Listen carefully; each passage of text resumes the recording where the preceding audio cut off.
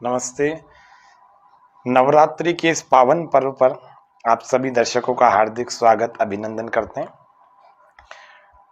आज हम शक्ति की उपासना में ये जो 9 दिन है, 2 नवरात्रे पूरे हुए हैं, इन 2 नवरात्रों के बारे में, 2 शक्तियों के बारे में जानेंगे। कैसे इनको बढ़ाया जाए और इन 2 शक्तियों को अगर हम बढ़ाएंगे तो हमारे जीवन में कल्याण, हमारे जीवन में समृद्धि और हम अपने स्तर को बढ़ा सकते हैं जीवन में। पहली जो शक्ति है वो है मेधा शक्ति, अर्थात बुद्धि की शक्ति। जिस व्यक्ति के पास बुद्धि ठीक ठाक काम कर रही है, स्मरण शक्ति अच्छी है, वह व्यक्ति निश्चित रूप से अपने जीवन में बहुत उन्नति कर सकता है। दूसरी होती है वाणी की शक्ति, वाक शक्ति। पहली, अगर मेधा शक्ति हमें बढ़ानी है तो हमें प्रतिदिन सुबह 6 बजे से पहले उठना चाहिए। इस शक्ति को बढ़ाने की, इस शक्ति की उपासना की विधि बता रहा हूं, बिल्कुल प्रैक्टिकल, वेरी प्रैक्टिकल है। जीवन में थोड़े थोड़े से मॉडिफिकेशन करने पड़ेंगे। यदि हम करेंगे तो यह शक्ति प्रसन्न हो जाएगी और हमें वरदान देगी मेधा का, बुद्धि का, प्रज्ञा का, रितम भरा प्रज्ञा का। जल्दी उठ जाएं, सदा सत्य बोलें। बुद्धि में बहुत कुछ याद रखना नहीं पड़ेगा, स्मरण नहीं करना पड़ेगा बहुत ज़्यादा, क्योंकि हम सच ही बोलते हैं। जो वास्तविक बात है वही बोलेंगे, तो हमें ये नहीं याद करना पड़ेगा कि इसको क्या बोला था, इसको क्या बोला था। ये हमें ध्यान रखने की बात है।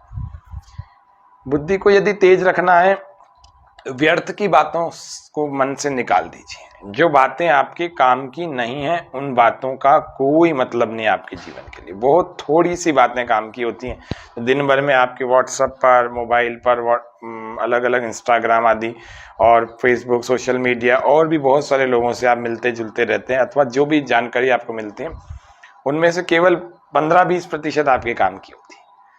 तो इसीलिए हमें उस 80% जानकारी को हमें हटाना पड़ता है, या तो उसके दूर रहने का प्रयास करें।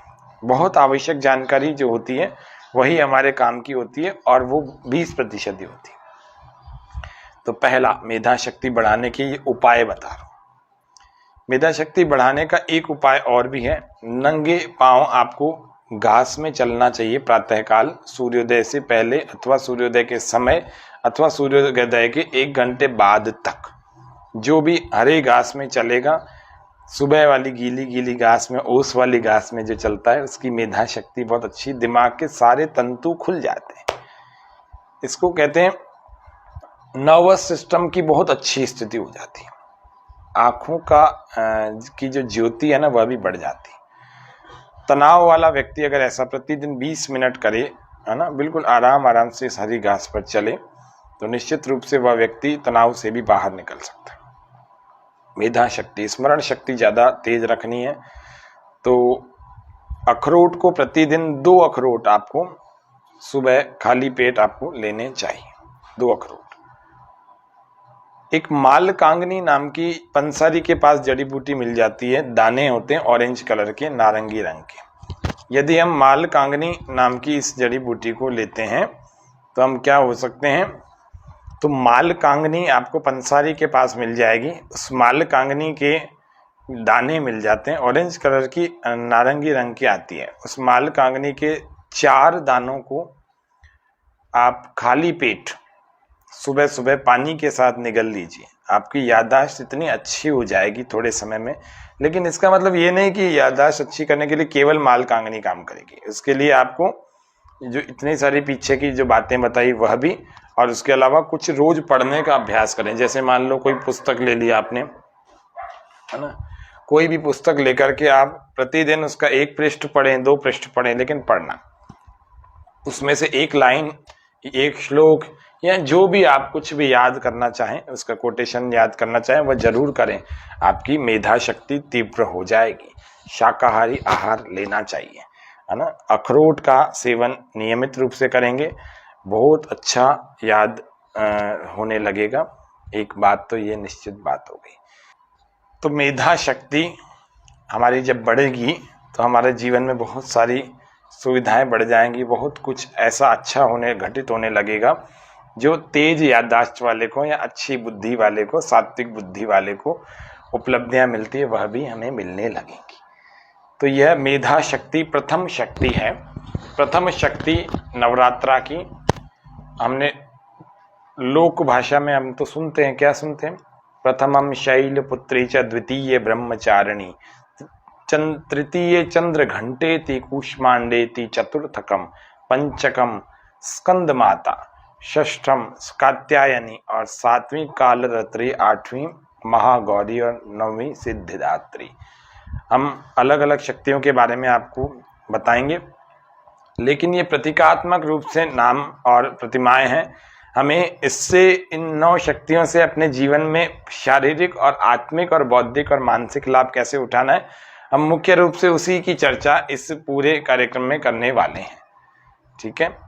बादाम का तेल जो भी व्यक्ति अपनी नासिका में, नासिका को सिर का द्वार कहा जाता है, तो बादाम का तेल जो भी व्यक्ति अपनी नासिका में 5-5 बूंदें प्रतिदिन डालता है, मर्श और प्रतिमर्श प्रतिदिन नासिका में तेल लगाता है, इसकी गंध से बुद्धि बहुत तीव्र हो जाती है, बुद्धि के द्वार खुल जाते हैं, अर्थात मस्तिष्क के जितने भी दोष हैं वह भी दूर करने में हमें सहायता मिलती है। बादाम रोगन या देशी घी, ये दोनों पौष्टिक होने के कारण से मस्तिष्क की नस नाड़ियों को बहुत अच्छा बलवान और पुष्टि प्रदान करते हैं, बलवान करते हैं, पुष्टि प्रदान करते हैं।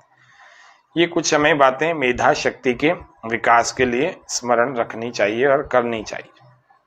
ये नियमित करने योग्य बहुत अच्छी बात है। ऐसे और भी बहुत सारे प्रयोग होते हैं। एक सप्ताह में एक बार आप बादाम रोगन की मालिश अपने सिर में कर लिया करें, शुद्ध बादाम रोगन लेकर के इसकी मालिश। पहला। दूसरी शक्ति के बारे में हम जानते हैं, जो शक्ति है हमारी वाक शक्ति, वागाम्भृणी आम्भृणी वाक। वेदों में इसको आम्भृणी वाक के नाम से, महती वाक के नाम से कहा गया। यदि हमें अपनी वाणी की शक्ति बढ़ानी है तो सबसे पहला काम है अनर्थक बोलना बंद करें, जिसका कोई अर्थ नहीं निकलता। ऐसे वाक्यों को हम प्राय बोलते रहते हैं। हम अपना अवलोकन करेंगे ना, हमें पता लगेगा कि हम अनर्थक, निरर्थक, है ना, और द्व्यर्थक ऐसे बहुत सारे शब्दों को बोलते हैं। पहले तो वाणी के दोषों में यह दोष बहुत बड़ा है। तो ऐसा अर्थ, ऐसा कोई शब्द, कोई वाक्य ना बोलें जिसके बहुत सारे अर्थ निकलते हैं, एक से अधिक अर्थ निकलते हैं, अथवा जिसका कोई मतलब नहीं बोलने का, अनावश्यक वाक्यों को बोलना, ये सब चीजें हमें अपनी वाणी से बंद करनी पड़ेगी। उसके अलावा हम सत्य बोलें। सत्य बोलने वाले की वाणी गंभीर होती है, उसमें बल होता है, एक आत्मबल होता है, उसका एक सकारात्मक प्रभाव होता है, सात्विक प्रभाव होता है। तीसरा, जो आचरण में करें वही आप वाक्य को बोलें। जो आप आचरण में नहीं ला रहे हैं उस वाक्य को बोलने से वाणी में प्रभाव नहीं आता, और जिसको आप समझाना या बताना चाह रहे हैं उसके जीवन में कोई परिवर्तन या कोई बदलाव नहीं आता, तो आपका बोलना व्यर्थ ही हो जाता है। जैसे किसी को बोल रहे हैं कि हम जल्दी उठते हैं साल के 365 दिन, लेकिन वास्तव में यदि आप नहीं उठ रहे हैं तो आपकी वाणी में वो बल नहीं आएगा, और जो बल नहीं आएगा तो इस वाणी का प्रभाव दूसरे व्यक्ति पर नहीं पड़ने वाला जिसको आप बोल रहे हैं। वाणी से संस्कृत बोलने का प्रयास करें। यदि आप बोल सकते हैं तो बहुत अच्छी बात है, नहीं है तो रोज 1-1, 2-2, 3-3, 4-4 शब्दों को संस्कृत के समझें, सीखें, जानें, बोलें। संस्कृत बोलने से मस्तिष्क के सारे पट खुल जाते हैं, वाणी शुद्ध हो जाती है, कंठ माधुर्य से भर जाता है।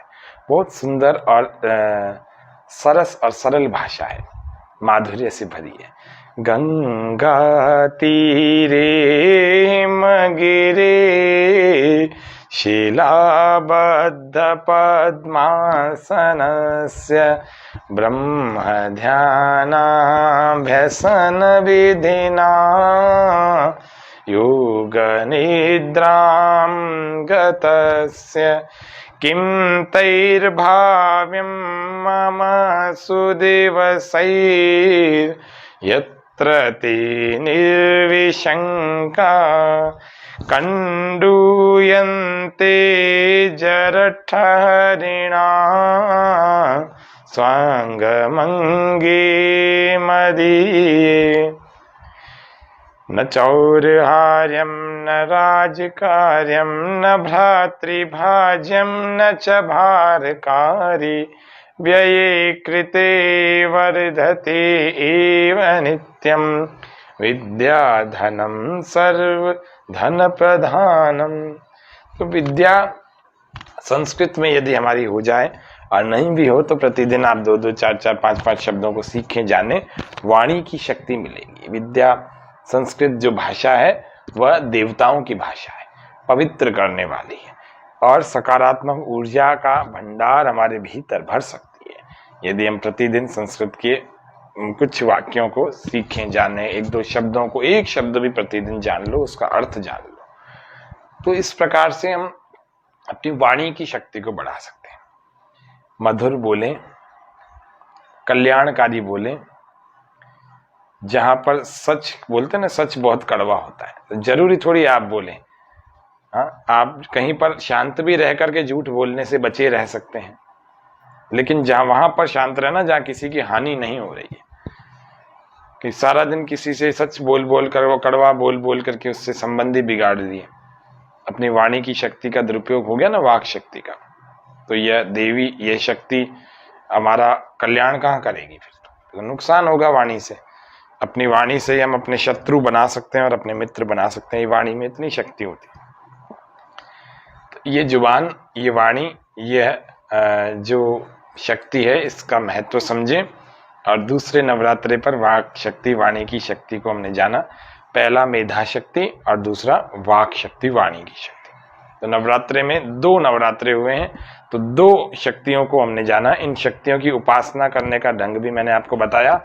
वाणी से सदा मधुर बोलें, धीमा बोलें, विनम्रता पूर्वक बोलें और कम बोलें, ये सब, और समझदारी के साथ बोलें। उन शब्दों का चयन करें जिससे सामने वाले को ठेस न लगती हो।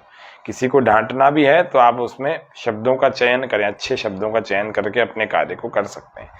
किसी से जबरदस्ती दुश्मनी लेने की आवश्यकता नहीं पड़ती जो व्यक्ति विचार करके बोलता है। तो इन सब बातों को आप जानें, समझें, और इतनी बातों को हम आज समझ रहे हैं, कल हम और बातों को जानेंगे। निश्चित रूप से आपके लिए यह कार्यक्रम बहुत अच्छा रहेगा। सबको नवरात्रि की पुनः बहुत बहुत शुभकामनाएं, बधाई, मंगल कामनाएं। जय हिंद, जय भारत।